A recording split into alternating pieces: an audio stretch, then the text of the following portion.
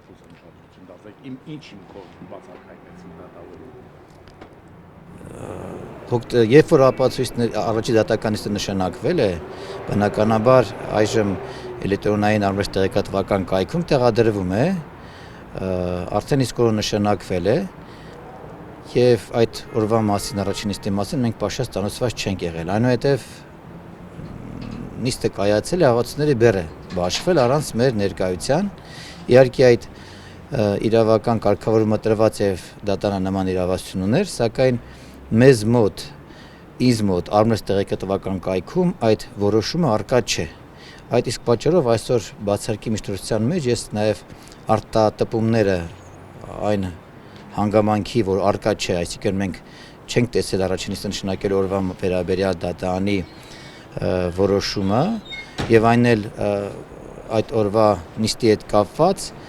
հայտարարվել է նիստի քարտուղարի կողմից, որ կողմերը տեղեկացված են, սակայն պաշտպանություն չի ապահովել։ Մենք առաջինը դա ենք դրել հիմքում, որ մեր պաշտպանություն չի ապահովել, ինչպես նաեւ առաջին նիստի օրը ապացույցների բեռը բաշխվել է։ Անկախ նայած, որ այո, կարող է դատարանը բաշխեր, սակայն կողմի ներկայությունը ցանկալի է, որպեսզի ապացուցան բեռը բաշխելու վերաբերյալ դիրքորոշում հայտնի։ Եվ ապացուցան բեռը բաշխելու ժամանակ մեր վրա դրվել էր կրկին այն փաստական հանգամանք հիմնավորելու, որ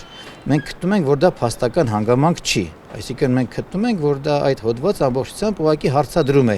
իր մեջ որևիցե փաստական տվյալ չի պարունակում։ Այս երկու փաստերը հանգամանքները հաշվի առնելով այսօր մենք բացարկի միջոցով ներկայացրեցինք, գտնելով, որ դատարանը արդեն իսկ կաշկանդված է, կողմնակալ է, քանի որ մյուս կողմը հանդիսանում է Հայաստան Հանրապետության վարչապետը, եւ այդ իսկ պատճառով շտապողականություն է դրսեւորում եւ արդեն իսկ ապացույցների բեռը բաշխելով մեր վրա դրել մի պարտականություն, որը չպետք է դրվեր։ Ինչպես նաեւ մենք պաշտպան ստանոցված չենք եղել։ Այս հանգամանքները հաշվի առնելով վերջինիս անաչառությունը եւ կողմնակալությունը հաշվի առնելով մենք բացարկի միջոցով ներկայացրեցինք։